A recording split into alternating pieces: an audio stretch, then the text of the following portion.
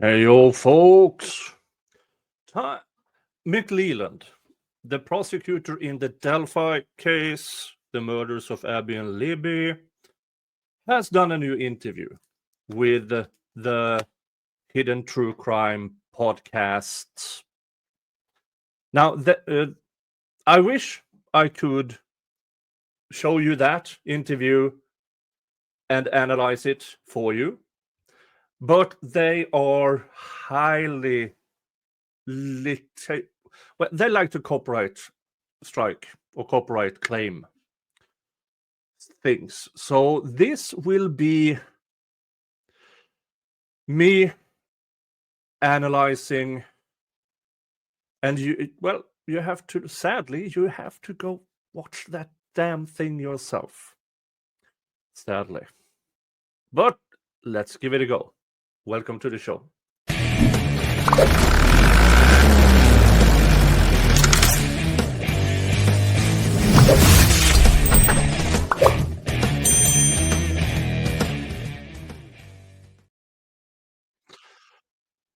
Okay. Well, the interview starts out with the normal ass kissing. With, we are so happy to have McLeland here and stuff like that. And one of the first things that comes out of whatever her name is, let's see. I don't remember. I don't care what her name is. Says in the opening segment, saying that Rick Allen is British guy. And I have to remind you guys that Prosecutor McLeland, while talking, having the so-called eyewitnesses on the stand, never asked the question, is the guy you saw, is Rick Allen the guy you saw on the bridge? Why? Because he didn't know the answer. Or he might have known that they wouldn't answer the way he wanted. And then continues with, well, she has a point in, yes, Richard Allen is convicted.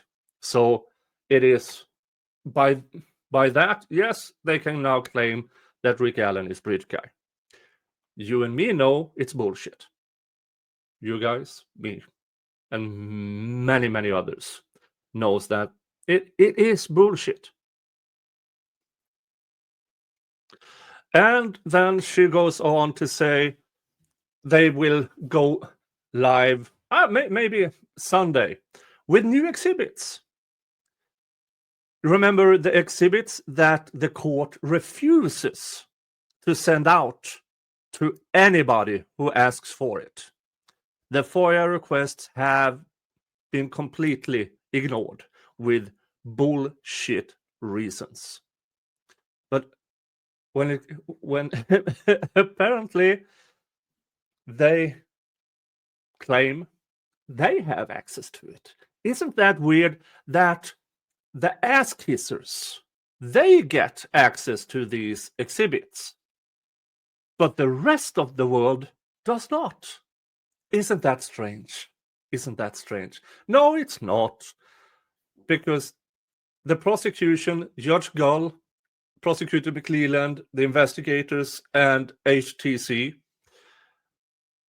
they are still building the narrative. Ignore the actual evidence and only present the stuff that seems be negative to Rick Allen. Of course they do, because they have this narrative in them. And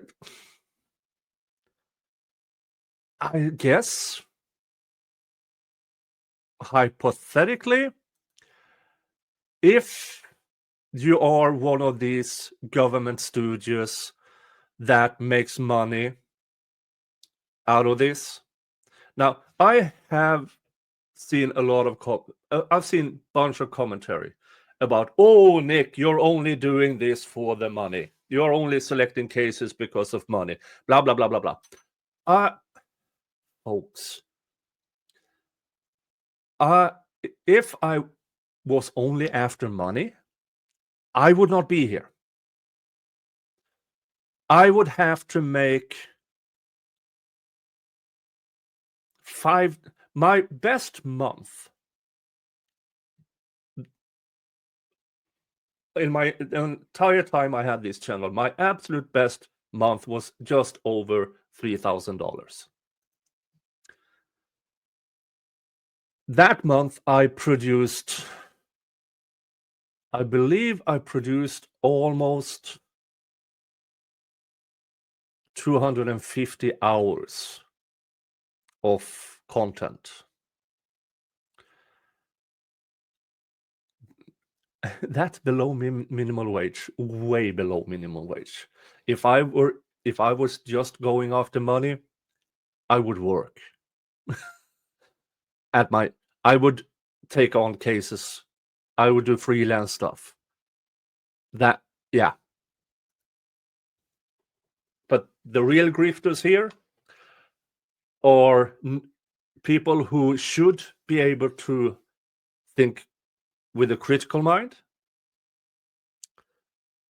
actually evaluate the evidence, all of it, and not kiss government ass, as I believe HTC is doing.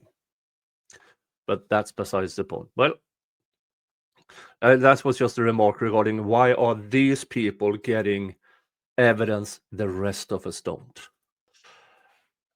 Then she claims that McLeland says that public deserves to see this. If he had any interest in allowing the public to see all the evidence, he could have filed for a public trial himself, allowing it to be televised. But he didn't. So this transparency thing that he is claiming is this tiny bit of transparency that speaks in favor of him. While the case is enormous, I can bet good money we will only see this much. And then he whines about the 43-second video, and he claims it was leaked because it was not through the official channels. Again, what kind of transparency is that? That he whines about the video. And why does he do that? But of course he does, because once we saw the video, it didn't add up with what he have tried to put out to the public for 7 years, going on 8 years. 8 years. For 8 years, he has tried. The investigators have been putting out these absolute lies about the video. So of course he whines about it. Of course he whines about it, because it turns out they were lying. And then, think of the family. This guy, he couldn't care 2 cents about the family, about the families, in my opinion. And he claims he's getting choked up. Now that's bad acting.